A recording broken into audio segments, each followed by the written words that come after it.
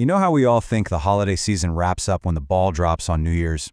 Well, what if I told you the real end of Christmas is actually still a few days away? Today, we're going to dive into a beautiful and often overlooked holiday that truly closes the book on the festive season.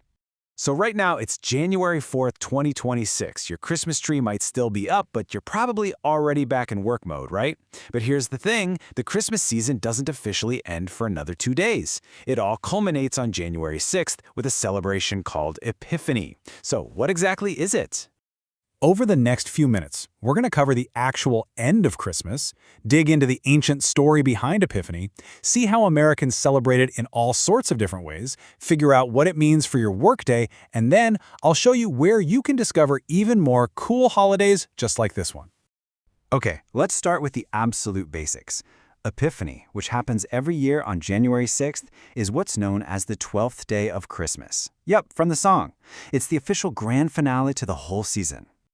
Think of it this way. While all the shopping and parties kind of fizzle out after New Year's, Epiphany acts as the formal spiritual bookend. It's a day for reflection that closes the loop on those 12 days that started way back on Christmas Day. So we know what it is, but why do we celebrate it? To get that, we've got to go way back to the early days of the church, because the story behind it is pretty fascinating. The key to the whole thing is right there in the name. Epiphany comes from a Greek word that means manifestation or appearance. It's all about a big reveal. The moment Jesus was revealed to the entire world, not just the folks in his immediate neighborhood. Now, originally, the early Eastern Church celebrated a bunch of Jesus' manifestations on this one day. But as the tradition moved west, the Roman Church really zoomed in on one particular story, the visit of the Magi. Then, when settlers came to America, they all brought their own customs, and over the centuries, everything just blended into this incredible mix we have today. So who were these Magi guys anyway? We usually call them the three kings or the three wise men. Their journey is at the heart of the Epiphany story. And what's super important is that they weren't local. They were Gentiles, representing the entire non-Jewish world. Their visit was a huge symbol that this moment was for absolutely everyone. And this is where it gets really interesting. Because America is such a huge cultural melting pot, the way Epiphany is celebrated looks completely different depending on who you are and where you live. From quiet church services to big, loud family parties, Epiphany really shows off the country's diversity. So let's take a quick tour of some of the most unique traditions you can find right here in the States. First up, we have this really beautiful Catholic and Lutheran tradition called chalking the doors. Families use specially blessed chalk to write this formula over their doorway.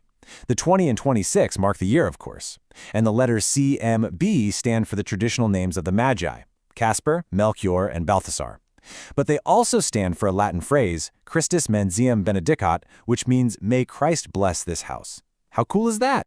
All right, now let's head over to Hispanic and Latino communities, where January 6th is this massive celebration called Dia de los Reyes, or Three Kings Day. And trust me, it's a huge deal. The absolute star of the show is this amazing sweetbread called the Rosca de Reyes. And hidden somewhere inside is a tiny figurine of the baby Jesus. Now get this, whoever gets the slice with the figurine has to host another party on February 2nd. And for a lot of kids, this is a second Christmas, where they get small gifts left by the three kings. And here's a fun little side-by-side. While many kids in the U.S. leave out cookies and milk for Santa on Christmas Eve, kids celebrating Dia de los Reyes leave out hay or grass for the king's camels the night before. Same idea, but totally different traditions wrapping up the same holiday season. Okay, for our third and final tradition, we're heading down to Florida for something really dramatic. The Greek Orthodox community in a town called Tarpon Springs hosts what is probably the most famous Epiphany celebration in the whole country. So, in the Eastern Orthodox tradition, Epiphany, or Theophany as they call it, is all about Jesus' baptism. And the big event in Tarpon Springs is when the archbishop throws a wooden cross into the bayou and a bunch of young men dive into that chilly January water to go get it. The one who finds it is said to get a special blessing for the whole year. It's a huge honor. So we've seen all these amazing, vibrant traditions, but let's get down to brass tacks. What does this all mean for your regular Tuesday schedule? So, do you get the day off work? Well, the short answer is nope. Epiphany is not a federal public holiday here in the States. So on Tuesday, January 6, 2026, it's pretty much business as usual. Schools, offices, banks, you name it, it's open. But hey, Even if it's not a day off, it is a pretty significant day. For a lot of people, it's the traditional day to finally take down the Christmas tree and all the decorations. Down in New Orleans, it's a huge deal because it kicks off the carnival season leading up to Mardi Gras. The first king cakes show up in bakeries. And if you have a nativity scene, it's the day you finally move the three wise men over to the manger to complete the picture. So let's wrap this all up. What's the big takeaway from this beautiful end to the holiday season?